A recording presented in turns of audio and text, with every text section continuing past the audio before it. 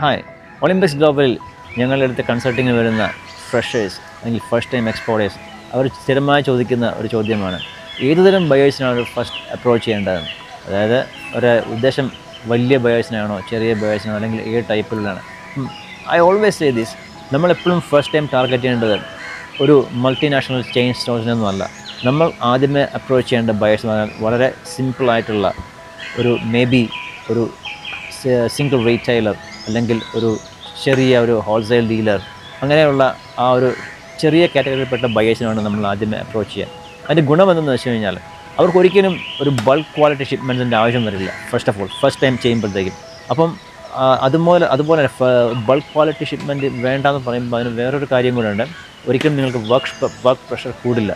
അതായത് ഒരു ഷോർട്ട് ടൈമിൽ നിങ്ങൾക്കൊരു മിനിമം ലീഡ് ടൈമിൽ തന്നെ ഒരു കണ്ടെയ്നർ അല്ലെങ്കിൽ ഒരു 2 or 3 കണ്ടെയ്നർ സ്റ്റഫ് ചെയ്ത് അയക്കാവുന്ന രീതിയിലുള്ള ഷിപ്മെൻറ്റ്സ് ആയിരിക്കും അവർ നിങ്ങൾക്ക് തരുന്ന ആദ്യത്തെ ഓർഡർ എന്ന് പറയുന്നത്.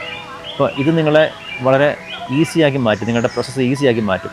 അതുപോലെ തന്നെ ഞാൻ നേരത്തെ പറഞ്ഞ പോലെ MOQവിൽ വളരെ വേരിയബിൾസ് ആയിരിക്കും. അവർക്ക് അധികം വലിയ ക്വാണ്ടിറ്റി വേണ്ടി വരില്ല. ഫസ്റ്റ് ഷിപ്മെൻറ്റ് കഴിഞ്ഞ ശേഷം നിങ്ങൾക്ക് ആവശ്യമായിട്ടുള്ളൊരു ബ്രേക്ക് കിട്ടും. അത് കഴിഞ്ഞ് നിങ്ങളുടെ സെക്കൻഡ് ഷിപ്മെൻറ്റ് നിങ്ങൾ പ്രിപ്പയർ ചെയ്താൽ മതിയാവും. അപ്പോൾ ഇങ്ങനെയുള്ള ചില ഗുണങ്ങളുണ്ട് ഈ ചെറിയ റീറ്റെയിലേഴ്സിനെ അല്ലെങ്കിൽ നമ്മുടെ ചെറിയ ബയേഴ്സിനെ നമ്മൾ ടാർഗറ്റ് ചെയ്യുമ്പോഴത്തേക്കും.